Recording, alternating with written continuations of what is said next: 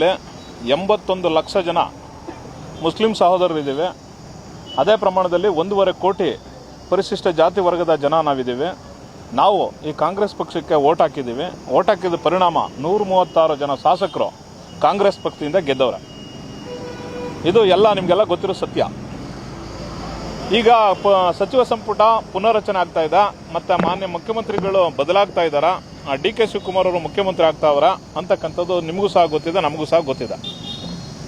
ದಕ್ಷಿಣ ಕರ್ನಾಟಕಕ್ಕಾದಂಗೆ ಪ್ರಬಲ ಮುಸ್ಲಿಂ ನಾಯಕರಾಗಿರ್ತಕ್ಕಂಥ ಮತ್ತು 6 ಬಾರಿ ಶಾಸಕರಾಗಿದ್ದಂಥವ್ರು, 2 ಬಾರಿ ಮಂತ್ರಿಗಳಾಗಿರ್ತಕ್ಕಂಥವ್ರು, ಮತ್ತು ಆ ಹುದ್ದೆಗಳಲ್ಲಿ ಭಾಳ ಏನು ತಕ್ಕಂಥ ಹುದ್ದೆಗಳಿಗೆ ಗೌರವ ಸಲ್ಲಿಸಿರ್ತಕ್ಕಂಥವ್ರು, ಪ್ರಾಮಾಣಿಕವಾಗಿ ಕೆಲಸ ಮಾಡಿರ್ತಕ್ಕಂಥವ್ರು, ಮತ್ತೊಮ್ಮೆ ಅವ್ರಿಗೆ ಒಂದು ಜವಾಬ್ದಾರಿಯುತ ಒಂದು ಖಾತೆನ ವಹಿಸ್ಕೊಟ್ರೆ ಪ್ರಾಮಾಣಿಕವಾಗಿ ಕೆಲಸ ಮಾಡ್ತಕ್ಕಂಥವ್ರು ನಮ್ಮ ತನ್ವೀರ್ ಸೇಠ್ ಅವರು.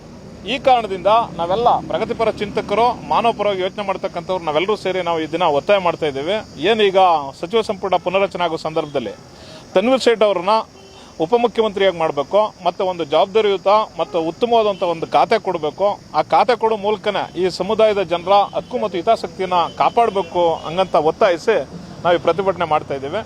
ಈ ಪ್ರತಿಭಟನೆಗೆ ಮಾನ್ಯ ಸರ್ಕಾರ ರಚನೆ ಮಾಡ್ತಕ್ಕಂಥ ಮಾನ್ಯ ಡಿ.ಕೆ. ಶಿವಕುಮಾರ್ ಮತ್ತು ಇತರರು ಸ್ಪಂದಿಸಲಿಲ್ಲ ಅಂತಂದ್ರೆ ಮುಂದಿನ ದಿನಗಳಲ್ಲಿ ನಮ್ಮ ನಿಲುವುಗಳೇನಿದೆ ಅದನ್ನು ನಾವು ಪುನರ್ ಪರಿಶೀಲನೆ ಮಾಡಬೇಕಾಗತಕ್ಕಂಥ ಅನ್ನೋ ವಿಚಾರನ ಹೇಳ್ತಾ